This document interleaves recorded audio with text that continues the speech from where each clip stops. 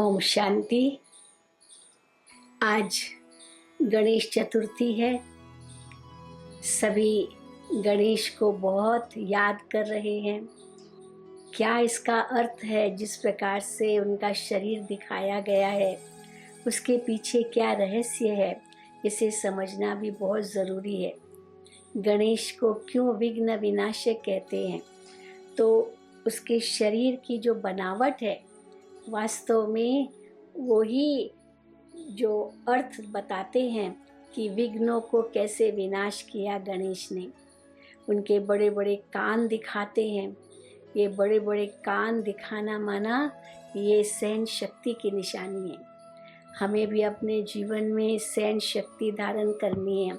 अगर विघ्नों को ख़त्म करना है तो सहन तो करना ही पड़ेगा।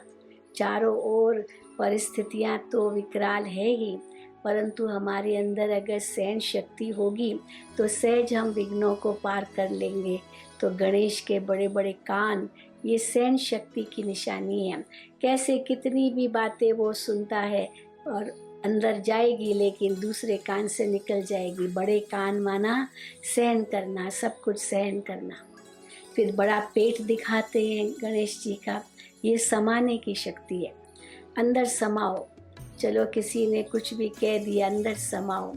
दुनिया को वर्णन मत करो, चाहे अपनी कमज़ोरियाँ चाहे दूसरों की कमज़ोरियाँ। हम लोग अपनी कमज़ोरियाँ तो छिपा लेते, लेकिन दूसरों की कमज़ोरियाँ वर्णन कर देते हैं। लेकिन बड़ा पेट दिखाना मना सब पेट में समाना। तो एक समाने की शक्ति धारण करने से भी हम विघ्नों को ख़त्म कर सकते हैं। क्योंकि किसी को कोई बात कही जो ठीक नहीं है, अब वो 10 को कहेगा। और देखा गया है कि ऐसे कैसे अफवाहें फैलती है। तो बड़ा पेट माना इसको पेट में रखना। वैसे भी कहावत है, इसको पेट में रखना, किसी को बताना नहीं। फिर उसके बाद इतनी बड़ी बड़ी सूंड, ये सहयोग की निशानी है। हमें सबको सहयोग देना है। चाहे कोई भी आए, हमें उन्हें सहयोग देना है। क्योंकि अगर सहयोग देंगे तो फिर सहयोग उनसे मिलेगा भी। तो ये भी विघ्न विनाश करने लिए बहुत ज़रूरी है। एक दो को सहयोग दो, उसके लिए नम्र बनना पड़ेगा, उसके लिए झुकना पड़ेगा, उसके लिए सहन भी करना पड़ेगा, समाना भी पड़ेगा। तो बड़ी सूंड ये सहयोग की निशानी है।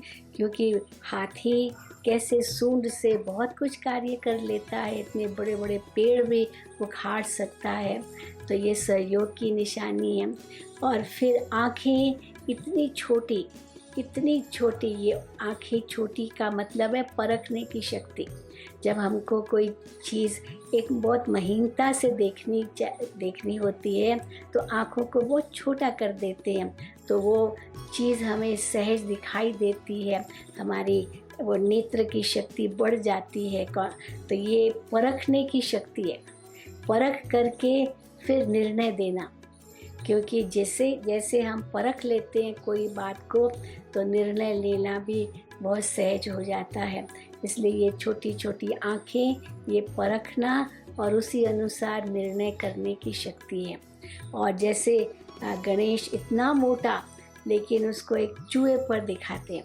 तो चूहा कितना छोटा सा जानवर, लेकिन वो इतने बड़े गणेश जी का वाहन है। इसका मतलब है कि कैसे हम हर बात को समेट लें, चाहे वो कितनी भी बड़ी बात हो, पर उस बड़ी बात को भी हम समेट लें। तो हम भी अपने जीवन में ये शक्तियाँ धारण करें। पर कैसे आएगी शक्ति? जब हम परमात्मा से अपना संबंध जोड़ेंगे। इसलिए गणेश जी को शिव का पुत्र बताया गया है। बहुत ही बुद्धिमान, दिमाग इतना उसका बड़ा। तो जब हम सचमुच बड़ा दिल रखते हैं, बड़ा दिमाग रखते हैं, खुला मन रखते हैं, तो हम शिव को अच्छी तरह से पहचान करके उनके चारों ओर घूमते माना उनकी याद में रहते हैं। तो हम इस संसार में आने वाले, जीवन में आने वाले सभी विघ्नों को हम ख़त्म कर सकते हैं। एक निर्विघ्न जीवन, निरसंकल्प जीवन, सुखी जीवन, शांतमय जीवन बना सकते हैं। यही आज के दिन की विशेष शिक्षा सभी के लिए है। To watch Peace of Mind channel videos on YouTube, subscribe us on youtube.com/tvpeaceofmind. Just a click for a peaceful life. वक्त